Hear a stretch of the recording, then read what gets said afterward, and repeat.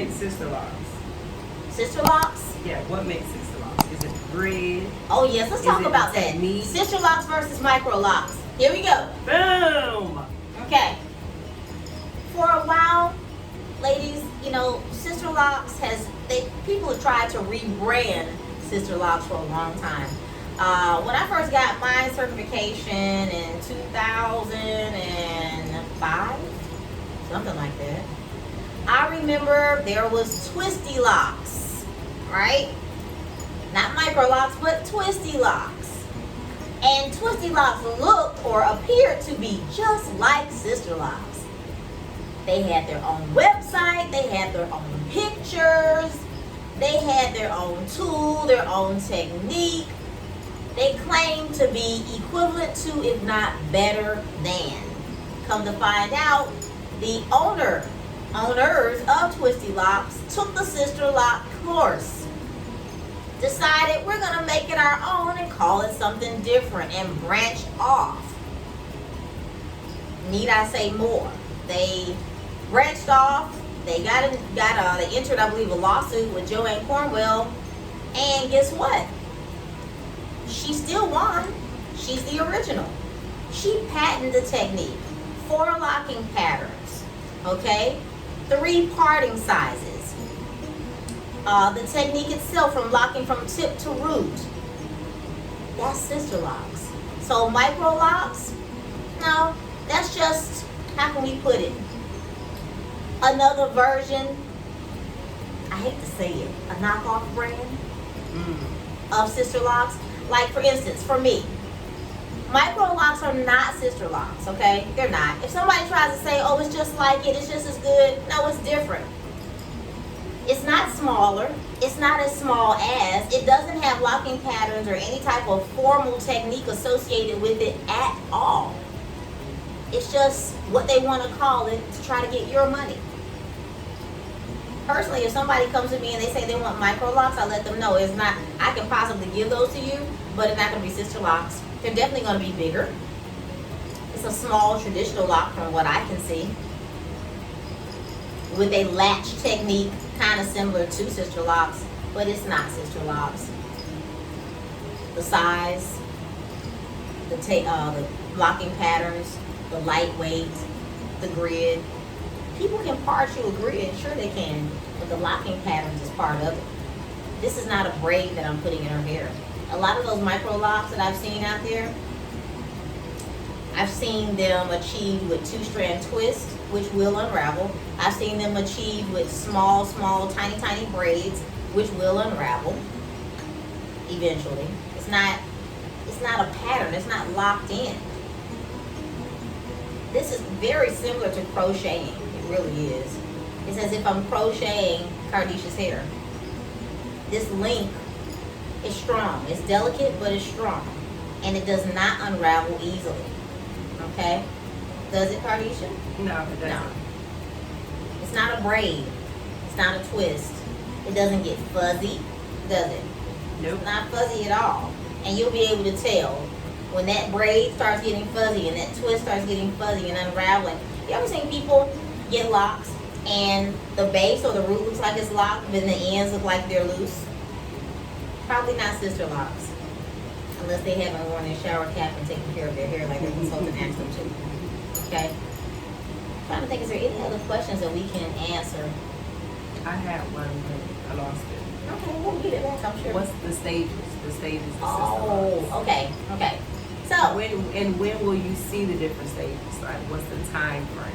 It really all depends on your hair texture, but I can tell you, if you refrain from washing or shampooing, you will see those stages. Most of the stages will happen between 0 to 8 months. I would say in the first 3 months, your hair is gonna just be coily on the end, very tight coil. You're gonna see the hair change just a little bit. I think you're gonna see it thicken up just a bit. Because right now it's hot outside, so I think a lot of people are experiencing a lot of humidity. So humidity getting trapped inside the lock, or moisture getting trapped inside the lock, and maybe after about the 3rd retightening or the 4th retightening, your consultant can give you the okay to shampoo. All right, and then you might shampoo, and then afterwards you'll see the hair double in size a little bit. That's because that's what, like 3 months, 3 to 4 months, the hair will start to double in size because moisture gets trapped inside the lock, causing it to swell. Afterwards, you'll see the encasement process. Within about maybe 5 to 6 months, you'll start to see the pattern disappear just a little bit, start looking more like yarn, and the coil at the end starts to get tighter, somewhat closing. Budding. The budding process will start with that little knot or that little bud at the end. Once the tight coil has encased itself around itself, and boom, it's a nice little knot. A lot of times I do pluck those off, but some of you all follow your consultant if she wants you to keep your buds, keep them on. And then about the 8th, 9th, and 10th month, you should feel the hair getting hard. It should get hard because it's locking, meaning it dried out. That's another thing. Your locks are supposed to be hard. They're not supposed to shine and be glossy like your hair was when it was freshly permed or pressed. And you spray the oil sheen on, you just shine and it's soft. Locks are not shiny and soft. They have their own natural luster, okay? So your locks are supposed to dry out, harden, and the pattern is supposed to disappear and look and feel more like yarn. Look at my hair. Does it look like it's crusty or dry? Don't answer that.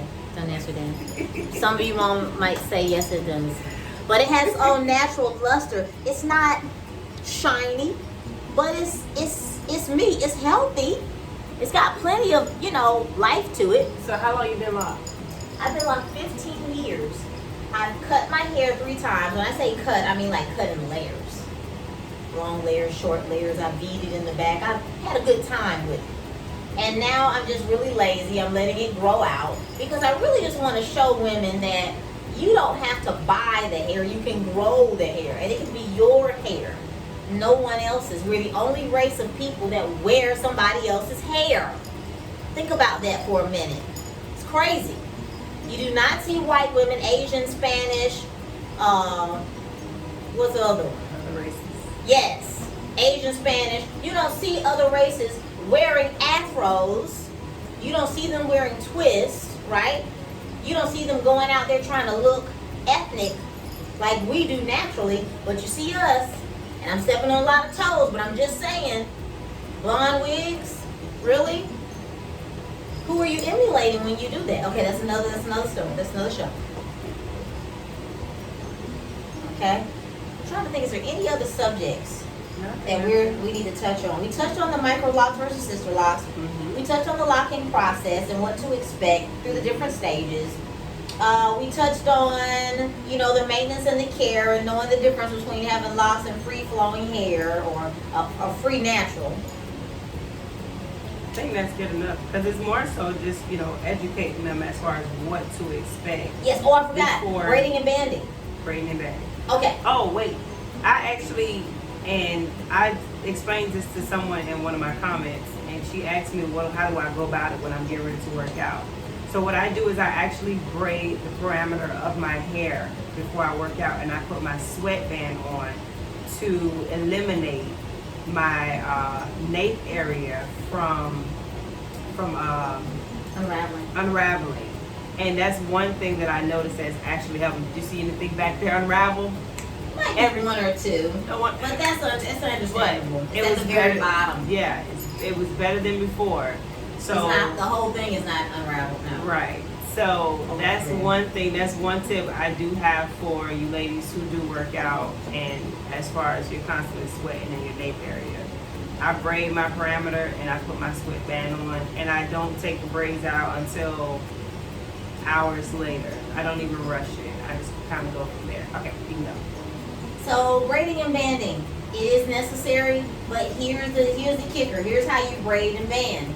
Now, so many people have their own take of how you do it, but I'm going to share with you the most effective way to make sure that your consultant doesn't say, now we have to do this whole section over, you have slippage. If you never want to hear, you have slippage, here it goes.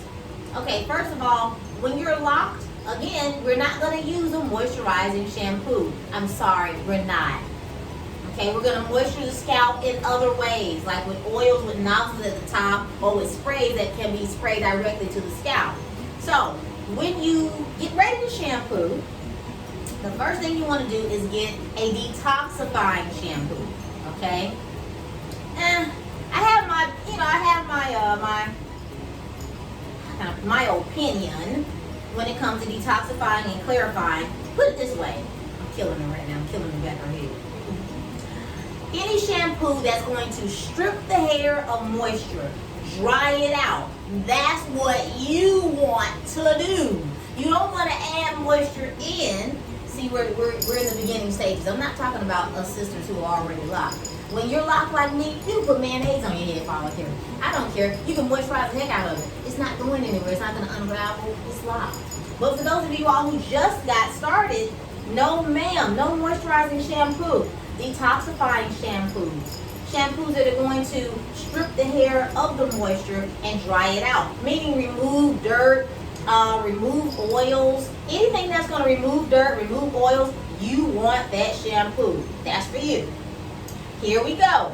You want to section your hair off. Now, this is up to you how much time and energy and effort you want to put into it. You can do, I would say, no, the minimum 5 to 8. I say 8. Minimum 8 braids. 8 to 15 plaits on your head. I want you to braid that hair as tight as you can. Now, some people like tight. I might not be able to I might not be able to get it to my scalp. Yes, you will. It's water. You're going to get it to your scalp. The hair, the water ain't going to sit on top of the hair and never reach your scalp. Come on, y'all. Braid the hair as tight as you can all the way to the very, very end. Don't leave anything out. When you're done, take colorful rubber bands and wrap those rubber bands around that tightly braided section or that tight braid at the very, very end. Wrap it around really, really, really, really tight. After you're done, you're going to have a bunch of little braids, little plaits, bing, bing, bing, bing, bing, all over your head. Guess what you can do then? Hop on in this shower.